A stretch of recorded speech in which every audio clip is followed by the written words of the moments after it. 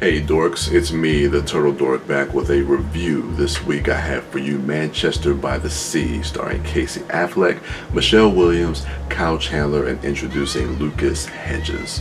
So this film is about a janitor that lives in Boston that has to return to Manchester to take care of his nephew after his brother passes away. And as we learn in this film, when Casey Affleck's character Lee Chandler has to return to Manchester, that there are some very haunting and dramatic things that has happened to him in his past that he's forced to kind of deal with as he returns home, dealing with the death of his brother and having to take guardianship of his nephew as well.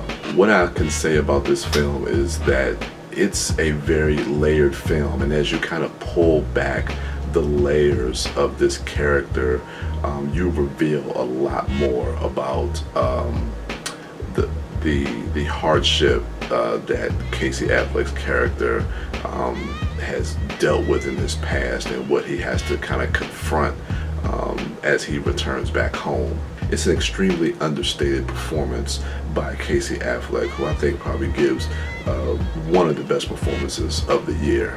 You'll definitely hear his name around Oscar time and probably will end up winning the Oscar. This is a film that stays with you after you watch it, and that's due really to the performance of Casey Affleck.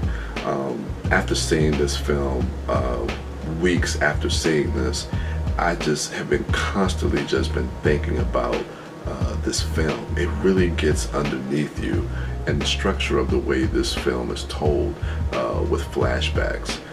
So we get these two parallel storylines as we flash back to his life in Manchester with his brother, with a younger version of his nephew, with his life with his wife Michelle Williams, and it's interesting to see, again, going back to what I was saying about peeling back the layers. So when we have these two parallel storylines and we flash back to the present storyline, you know, we're constantly trying to figure out, okay, what has happened to this man to really kind of disconnect him from everybody in his life and kind of disconnect him from the world. And as the film progresses, we find out more about why he is the way he is, and it's devastating, it's tragic, and you really feel for the character, and it's just a beautifully told movie.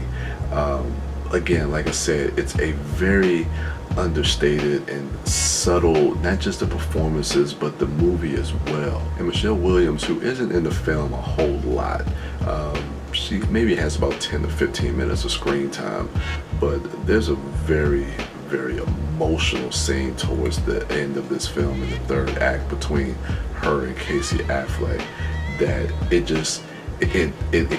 encapsulates everything about what these characters have gone through and what they're dealing with, and the sadness and the realization of where they are at that moment in their life. So yeah, I would give this a high recommendation for you guys to go ahead and check out Manchester by the Sea. It's not a film that I feel like you will probably rewatch.